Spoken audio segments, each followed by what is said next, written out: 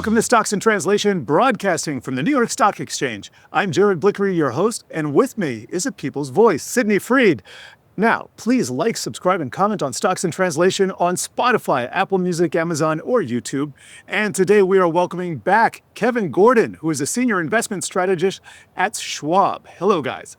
Today we're going to be focusing on fundamentals and macro, touching on earnings and economic growth. Our word of the day, stagflation. Is it just a 1970s throwback, or is it a potential outcome given rising inflation? Why growth holds the key. And this episode is brought to you by the number 16.9%. That's how much profits were growing in the fourth quarter of last year, and that rate is just getting cut in half this quarter, Q1 of 2025. So Kevin, just break down the market as you're seeing it, high level, lots of stuff going on this year. What do you see? Yeah, well, to the figure you just cited, I think that one of the really important things that's happened in this earnings season has been a pretty significant revision higher for the fourth quarter of 2024. I mean, we went from single digits at the beginning of reporting season, now close to 17%.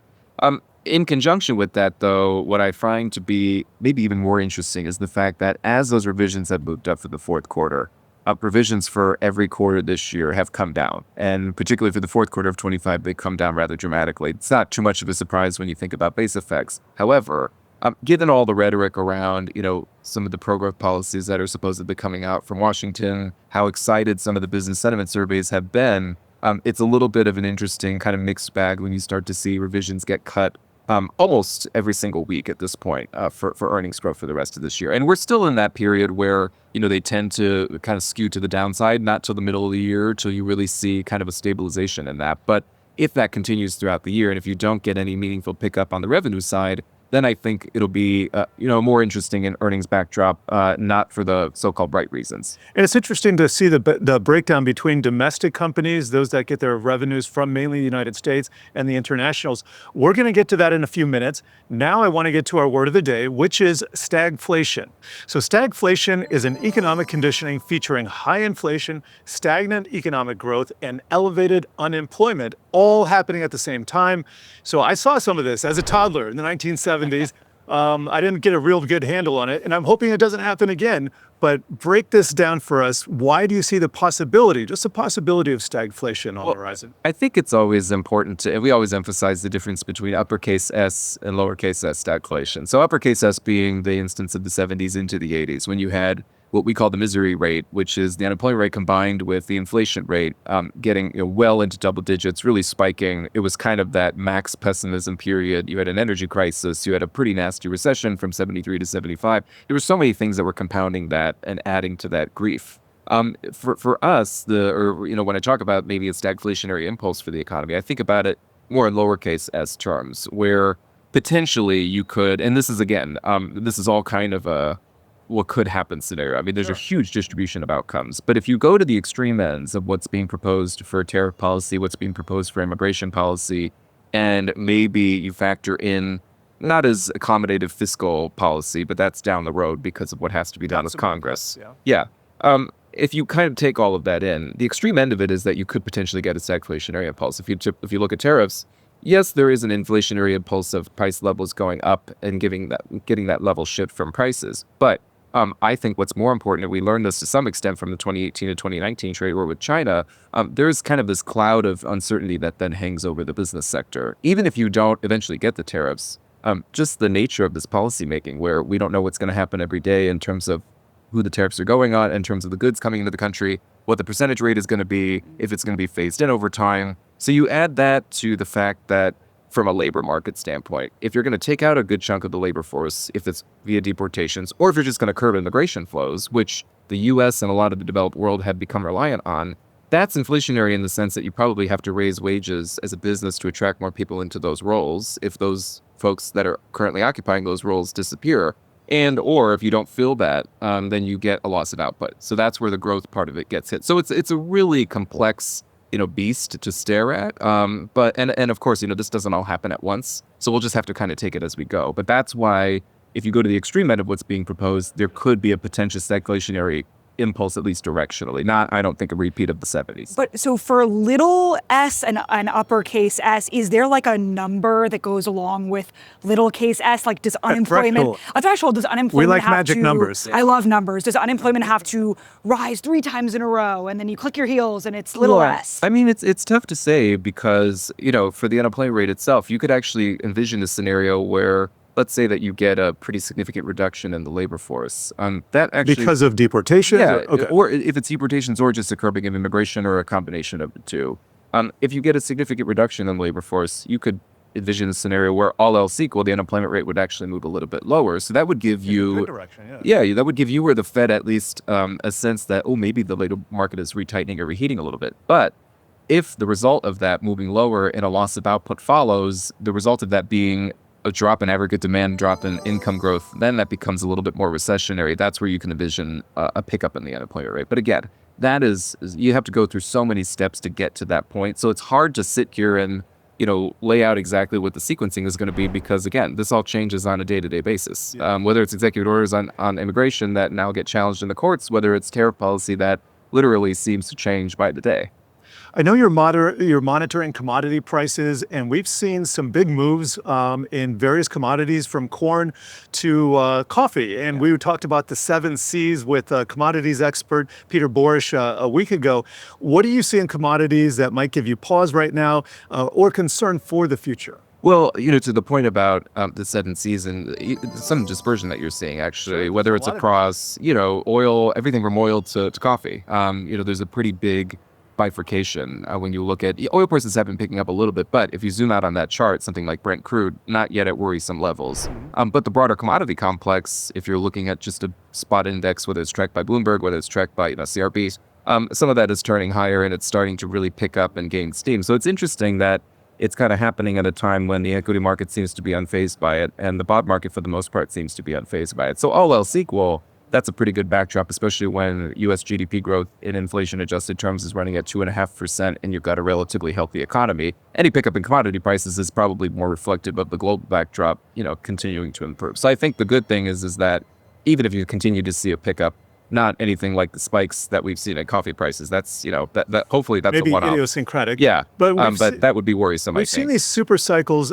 kind of erupt before in commodities. And what I think of is like during and after the global financial crisis, when we entered that really low interest rate environment, after we kind of got the recession out of the way and markets were forward looking, we saw gold prices explode to record highs. I think that was when we saw 2000 or thereabouts for the first time. And we really did see that commodities rally. The Fed had done QE, so it had lowered rates. I'm wondering though, in the current environment, we don't have the recession risk and the Fed it's still lowering rates. Why? It seems like we have the conditions that could happen, and it's not just probable, maybe even likely. Well, yeah, and you have to keep in mind that there's other key parts of the world that have gone through much more significant slowdowns in their, manufacturing-oriented parts of their economy. And, for us, we did go through a manufacturing and a housing slowdown. We're still in some ways, a pretty significant housing slowdown. Hasn't materialized into home prices dropping, at any kind of recession-like pace. But if you think about the struggles that industry went through here, industry being more cyclical parts of the economy, that was kind of exacerbated in an area like Europe because they're much more reliant on manufacturing. So, and China too, which is a huge, global consumer of oil and anything oil related. So you think about the knock-on effects for commodities and why there has been, kind of this almost dearth of activity over the past couple of years, and now that's starting to pick up. Maybe reflecting a little bit more of a global rebound, or at least a stabilization in global growth. That's the hope, and I think that would be the sort of positive spin that you could put on the recent move higher in some commodities. Bringing this kind of back around, how can investors prepare for potential stagflation? So, a good inflation risk over time tends to be U.S. equities. And, I'm somewhat biased because that's my area of coverage. But if you look throughout history, they tend to be a pretty good hedge. Actually, what's interesting is if you break it down by decade by decade, the only asset class that has outperformed inflation consistently is U.S. small caps, which feels like the ultimate contrarian call because there's still a ton of bears that I talk to on small caps in particular. But so that's not saying that, you just load the boat on small caps, because I don't think that we're going into an environment a la the 70s. And the tough part about that, too, is if you're going to use uppercase S stagflation, there's really only one, a sample size of one in history. So I wouldn't, as an investor, try to, get out in front of this and say, okay, if unemployment is going to X and if CPI is going to hover. And there's at a lot whatever of rate. ifs. And as you said, you got to wind down that path. You got to iterate down that. What do you think about Europe and the rest of the world? We've seen a lot of strength this year. The U.S. is actually trailing most of the many parts of the world. And you can look not only in Europe, but other countries in Latin America. It's a pretty broad swath. So what do you think is behind this? I think there's a couple of factors. One, and I'm a big watcher of investor sentiment and time valuation in with it. And so I think that to some extent, a lot of it is sentiment driven, where, you look at the valuation spread between the US stock market and European stocks, if you want to pick on those in particular. You've gotten to a pretty dramatic gap. So Europe's been a value trap for decades. Exactly. So I think adding on to that, plus the fact that, at some point, some chips at this kind of U.S. exceptionalism narrative have been made, not that it's completely been dismantled, because you look at U.S. growth, U.S. unemployment, U.S. inflation, still in a relatively good spot. The snapshot of the economy as is right now is pretty good. But I think it was more about kind of that max pessimism for parts of the world like Europe than it was something fundamentally changing for the U.S. So it's more about, in our opinion, and we've been talking to investors and clients about this for the past year and a half. My colleague on the international side, Jeff Kleintop, has made this point a lot. It's really about kind of balancing and bringing back in those parts of the market that kind of got thrown away a lot. And I think that's probably what you're seeing. It's a little bit of that snapback mechanism for Europe in particular. Love a reversion to the mean trade. All right, we need to take a short break, but coming up, we're going to be talking about the slowdown in earnings growth that we hinted on earlier. Is it concerning? And we tackle market psychology in today's Who Wore It Better?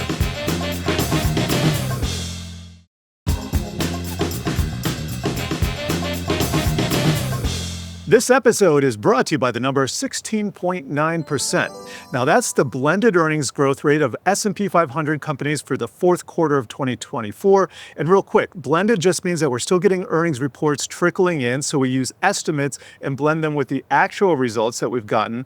But what we want to highlight here is that Q4 growth rates, those keep getting ratcheted higher, Kevin. And then meanwhile, the 2025 rates keep coming down. So there are some other dimensions to explore here. But first, why the disparity? I think that probably, and we hinted at this earlier, the fact that you are still at the point of the year where estimates kind of, revisions at least skew to the downside. So there's that. If you set that aside, though, and I think what's going to be really important for company commentary in the coming seasons is if any of this is tariff and trade related. And we know this, really the only kind of textbook you could pull this from, or at least historical textbook and analog, is from 2018 to 2019, when there were a lot of companies at the time talking about the uncertainty related to trade, how that was weighing a little bit more on, business capex decisions and hiring decisions, and whether that didn't necessarily push them into a recessionary-like environment, but just kind of kept them on the back foot saying, we'll just kind of wait and see how this plays out, and then we'll be able to make our decision. So it didn't send us or the economy into any kind of meaningful slowdown in 18 and 19. You saw it reflected in certain things like business capex. So I would maybe anticipate a little bit of that this time, especially because you're no longer involving just one major country. You're involving several. Sure. Canada, Mexico, potentially the EU. In terms of estimates, though, is it kind of like, once a company reports, they project like bigger growth, but then the closer you get to their actual next report, they start to get conservative because they want to temper expectations. Well, this has been really interesting in the post-pandemic era. What we've noticed, and it's a function of the pandemic because the kind of dark lights off phase in the pandemic itself was a time when, rightly so, companies just pulled all their guidance and said, hey, we don't know what's going to happen. Yeah, and then the comps became 2 years, 3 years. Absolutely. So I think in the recovery since then in guidance has been slower. And I don't think it's a bad thing, because companies don't tend to run their business on a quarter by quarter basis. It's over the long term. So they've become a little bit more hesitant in providing that precise guidance around earnings. So it's a little bit of a blessing and a curse, the blessing being that companies are running things for the long term, but the curse being that there's just less visibility on the part of analysts and strategists. I want to ask you about the mix between international and domestic. So for Q1, Wall Street is expecting 8% growth. And here's the twist. International companies, the big ones generally, they are looking at a 6.6% rate, while domestic companies get most of their revenue in the United States. They are expected to grow 9.1%. So here we see this dichotomy between the small and the large caps. Anything there? Well, I think that to the extent there's more of a currency hit as well for the larger companies that are more exposed outside of the U.S. And is it just currency? That's not just currency, but I mean, I think the factoring in also where the sales exposure is, if you're going to be hit by potentially more tariff-related pressure, because that's a double whammy for companies. I mean, you think about, yes, the uncertainty for having to pay more if you're having, goods that are sold here, but also if you have a foreign consumer base, you're kind of getting, two hits. And that's why trade wars and tariff wars tend to, not work out well for either side. Is there a growth number overall that makes you nervous, whether it's like the whole S&P or specific company giving their growth guidance? Like, is there something that makes you second guess? It's not as much the number, it's the change. So in markets, tend to key more off of that second derivative change, not the actual number itself. So you could be at, 17% rounded year over year. That doesn't really tell me much. What tells me much more is that an improvement from last year? Is that going to be, is that number going to be continue to improve this year? And the reason I think 2025 estimates have become so important is because you do have the potential for that growth rate to slip a little bit below what we saw in 2024. But the upside of that, if you want to kind of put more of a positive spin on it, is that a lot of that is being driven by a reduction in the growth rate for the Mag 7, while the rest of the market has actually seen, a pretty significant tick higher, which we've all been waiting for, and it does corroborate the broadening out story, but it's a positive. Yeah, the grass is always greener on the other side. I'll leave it there. We got to get to today's Who Wore It Better because we have an option segment coming up. But now we're going to take a journey into market psychology because how you think matters as much, if not more, than what you know. And we have two cognitive biases in play: the fear of missing out, or FOMO, and loss aversion. Call it fear of future losses. So on one runway, we have FOMO investors. They're chasing the rally, convinced that sitting on the sidelines is the bigger risk, only to buy high, afraid of missing the next leg up. And on the other runway, we have loss-averse investors. They're hesitating. They're more focused on avoiding pain than capturing the gains. They'd rather miss an opportunity than take a loss. So who's wearing the market environment better? Oh man, that's a good question. I will say that FOMO makes me nervous in the sense that, at Schwab, we're so big on planning for your future, having a plan put in place. So FOMO is never any kind of strategy. It's not a written strategy. Exactly. But it also brings back memories to me of that 2021 meme craze era when you did have a lot of investors really jumping in, which is another phrase that is not an investment strategy, but kind of jumping into the market and exposing themselves more to sort of single stock risk. And learning the painful lesson, on the other end of that when things, come down in a pretty spectacular fashion. But I think that from a FOMO standpoint, you are actually seeing it reflected in household equity positioning. Because if you look at equity exposure, the data that we track from the Fed going back nearly a century, you're right at record exposure. The only other time that you were at this percentage of household equity exposure was in March of 2000, the first quarter of 2000. As hated as the bull market has been, it's definitely swept a lot of investors up in it, which I ultimately think is a good thing because it pays to stay invested and be invested over time. Yes, it does. Kevin Gordon, thank you. Yeah, thanks, guys. And now, as part of our Trade This Way option segment, sponsored by Tasty Trade, we have joining us Scott Bauer, who is the CEO of Prosper Trading Academy. Thank you for joining us here. We have been talking about some of the basics of options, and I thought this would be a good opportunity to get into some of the risks and rewards. So why don't we tackle some of the risks up front? Sure, absolutely. So every option comes with intrinsic value and extrinsic value, meaning that there is a real value to an option and then an additional premium that is priced in. That additional premium, that is called time decay. The longer that option has until expiration, so 6 months, let's say, rather than 2 months or a week, the more that time decay or extrinsic value is priced in. At expiration, every option is either going to be worthless or it's going to be worth just its intrinsic value. So traders, investors need to be aware that options are a wasting asset. That doesn't mean that's a bad thing, but they are a wasting asset and lose value over time. Yeah, and let's get into some of the rewards now. Some of the benefits, we were just talking about the risk of leverage. Well, that can also work for you. We also have hedging and also defined risk here. Absolutely. Options offer just an incredible amount of leverage where someone could take a position in a particular stock or an index or the overall market at a fraction of the price of actually buying that stock outright or selling that stock outright. So every option comes with a notional of 100x. So you buy a call option, that gives you the right to own 100 shares of stock. You buy a put option, that gives you the right to be able to sell 100 shares of stock. And that comes with just a fraction of buying or selling that stock outright. So the leverage is absolutely unbelievable. Now, there are some complex strategies that can be out there, and most trading firms, most brokerage firms out there are going to identify you as either level 1, 2, 3, or 4. And depending on that level, it allows you to trade different strategies. The higher the level, the more complex types of positions that one could take. Let's get into an example here. I know that you have been watching NVIDIA along with the whole world here. And full disclosure, this Right. is just an example. We have taped this before their latest earnings report. But here we have an example of an NVIDIA 140 February 28th call. So it's expiring on the 28th. That's this Friday. And then the 140 refers to the strike price. And we're doing this at a total cost of $400. But why don't you break down the trade for us? Absolutely. So if someone wanted to buy 100 shares of NVIDIA at 140, great, you can do that. That's a cost of $14,000. On the other hand, a trader, an investor, you can buy the 140 strike call, like you said, that expires February 28th, which gives the owner of that call option the right to buy stock at 140. You could buy that call for approximately $4. Now, the notional value of that $4 is actually $400. So I could own NVIDIA, the 140 strike call for $400. I could own 100 shares of NVIDIA at 140 for $14,000. That's the massive amount of leverage. Now, the one downside, if you will, to that is because I'm paying that extra $4, that's that time premium that we were talking about. My break even on this would actually be 144 rather than buying the stock outright at 140.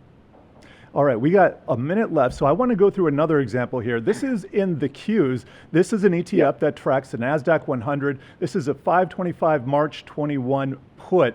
Break this down for us, please.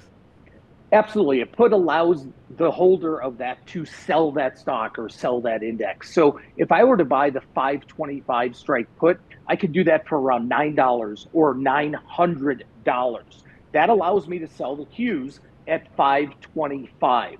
Rather than having the risk of selling outright 100 shares of the Qs, if you will, at 525 and having all of that upside risk just in case the Qs go up from there, by purchasing this put option, that's all my downside is. So if the Qs go up, it costs me $900. If the Qs go down, that's where I start making money. My break even on that trade would be 516. Really appreciate you breaking that down for the viewers, and I hope everybody at least comes away with a new appreciation of leverage. This again has been sponsored by Tasty Trade, and we're signing off here at Stocks in Translation.